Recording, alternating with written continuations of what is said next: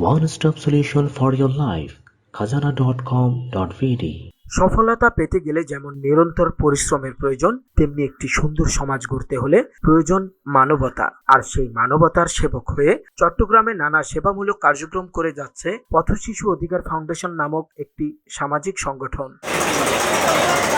মানুষ প্রতিটি ঘরে জন্মায়, কিন্তু মনুষ্যত্ব জন্মায় মাত্র কয়েকটি ঘরে। এমন চিন্তাধারা থেকেই সংগঠনটির কেন্দ্রীয় কমিটির সার্বিক সহযোগিতায় দীর্ঘ 6 বছর ধরে শয্যাশয়ী দরিদ্র পরিবারের একমাত্র উপার্জন করা ব্যক্তি মোহাম্মদ ফারুকের চিকিৎসার দায়িত্ব নিয়েছেন মানবিক সংগঠনটি।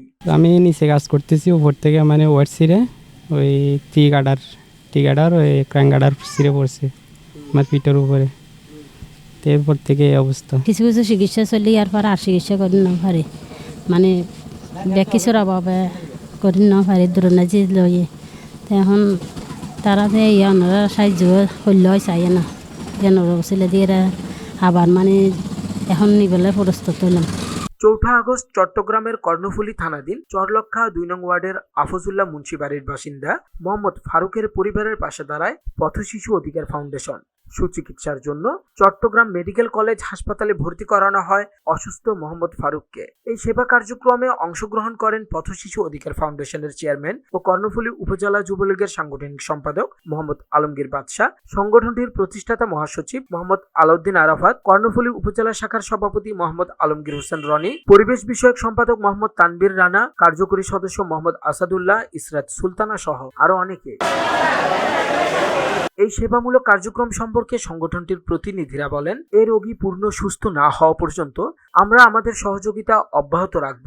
এই রোগীটা বিগত 6 বছর আগে থেকে একটি বিছানায় মৃত্যুর সাথে দিন গুনে আসছেন, কিন্তু আমাদের দুর্ভাগ্য এটাই যে এই অসহায় মানুষটিকে দেখার জন্য চট্টগ্রামের ভিতরে এতগুলো মানবিক মানুষ থাকতে, এতগুলো বিভিন্ন বড় বড় রাজনৈতিক নেতারা থাকতে, আজকে এই মানুষটা চিকিৎসার অভাবে দীর্ঘ 6টি বছর একটি বিছানায় মৃত্যুর সাথে দিন কাটিয়েছে। এটা আমাদের মতো দুর্ভাগ্য আমি মনে করি আর কারো হতে পারে না। অবশেষে চট্টগ্রামের পথশিশু অধিকার ফাউন্ডেশনের সাথে যারা কাজ করে যাচ্ছে তাদের নজরে আসে পথশিশু অধিকার ফাউন্ডেশন কর্ণফুলী উপজেলা শাখার মোহাম্মদ আলমগীর হোসেন রনি।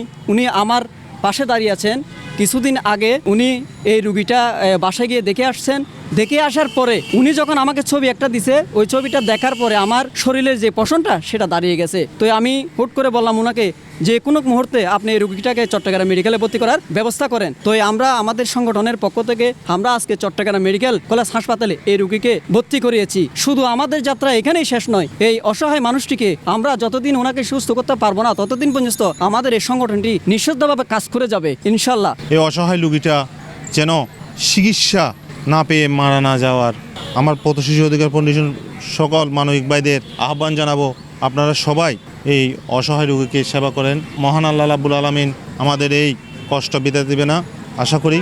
আমরা পথশিশু অধিকার ফাউন্ডেশন মানবিক সংগঠনের হাত আমরা বাড়িয়ে দিয়েছি, আল্লাহ আমাদের হাতকে ফিরিয়ে দিবে না। আশা করি আমরা সফল হব। আমরা এই অসহায় রোগীকে আমাদের সাধ্য যতটুকু আছে আমরা ইনশাল্লাহ চালিয়ে যাব। আমরা আজকে যে একটা অসহায় রোগী এনেছি, এটা একটা ব্যয়বহুল চিকিৎসা। একটা সংগঠনের পক্ষে এত ব্যয়বহুল করা সম্ভব না। সকল দেশবাসীকে আমি এই অসহায় রোগীর পাশে আসার আহ্বান জানাচ্ছি। আমাদের ধর্ম হোক ভালোবাসা, আর জাত হোক শুধু মানবতা, তবে আমরাই জয়ী হব। Mohammad Rubel, news day 24, Chittagong.